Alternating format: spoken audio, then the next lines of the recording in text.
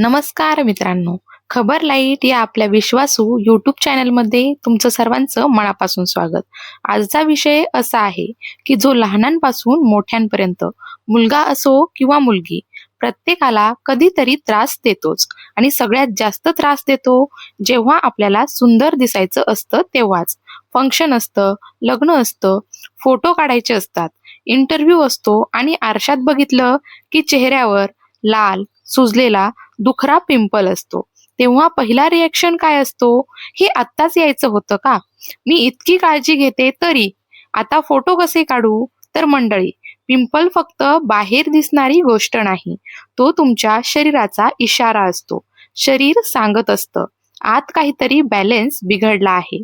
आज आपण याच पिंपल्सकडे फक्त सौंदर्याचा प्रॉब्लेम म्हणून नाही, तर शरीराच्या सिग्नल म्हणून बघणार आहोत.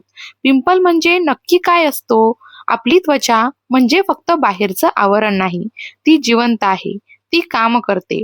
त्वचेखाली लहान लहान ग्रंथी असतात, ज्यांना म्हणतात ऑइल ग्लँड्स.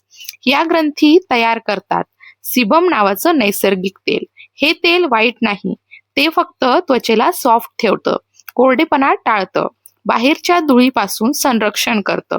म्हणजे तेल शत्रू नाही. पण समस्या कधी सुरू होते? जेव्हा हे तेल जास्त तयार होतं, मृत त्वचेचे कण छिद्रामध्ये अडकतात, धूळ आणि बॅक्टेरिया जमा होतात, तेव्हाच त्वचेचं छिद्र ब्लॉक होतं. आता विचार करा, एक पाईप आहे आणि तो आतून बंद झाला आहे. आत प्रेशर वाढेल का? तर हो, तसंच त्वचेमध्ये होतं. आत सूज येते, लालसरपणा येतो, दुखू लागतं आणि आपण म्हणतो पिंपल आला. म्हणजे पिंपल म्हणजे घाण नाही, तो म्हणजे ब्लॉक प्लस सूज प्लस बॅक्टेरिया रिॲक्शन. पिंपल नेमका स्पेशल दिवशीच का येतो? ही गोष्ट सगळ्यांना अनुभवायला आली असेलच, पण लोक हसून सोडतात. पण यामागे खूप क्लिअर सायन्स आहे. स्पेशल दिवशी आधी काय होतं? तुम्ही विचार करता, तयारी करता, कपडे, मेकअप, कार्यक्रम, लोक काय म्हणतील, म्हणजे तुमच्या शरीरामध्ये स्ट्रेस हा वाढतो. स्ट्रेस आला की शरीर तयार करतं कार्टिसोल नावाचं हार्मोन. हा हार्मोन सांगतो अलर्ट मोड ऑन झालाय. पण त्वचेवर त्याचा साइड इफेक्ट काय? तो ऑइल ग्लँड्सला सिग्नल देतो जास्त तेल तयार करा.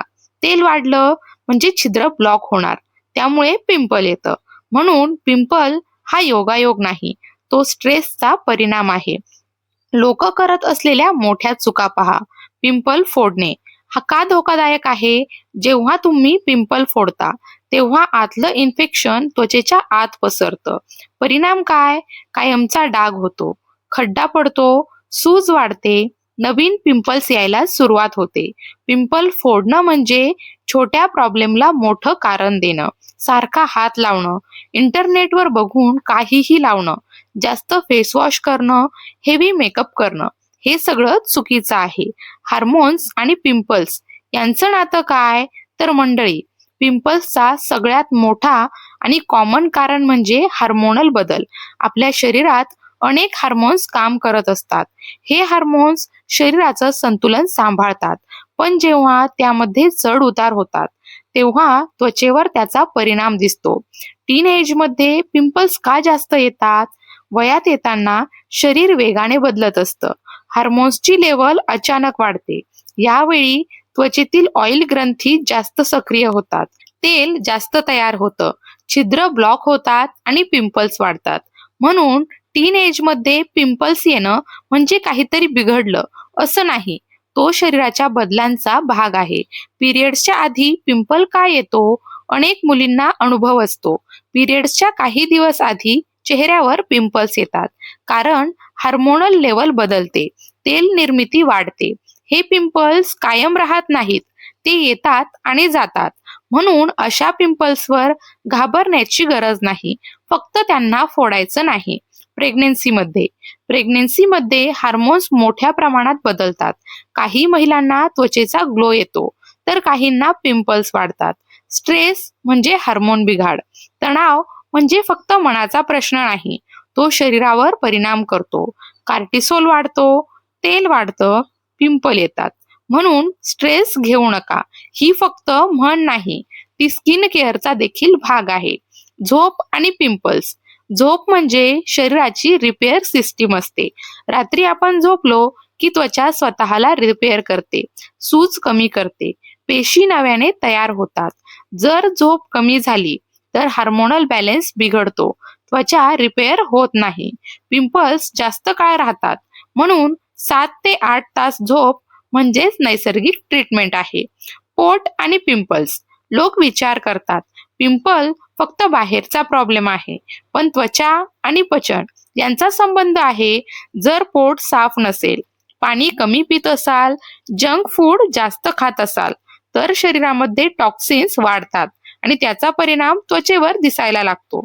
तर काय वाढवायचं? पाणी, फळं, भाज्या आणि फायबर. आणि काय कमी करायचं?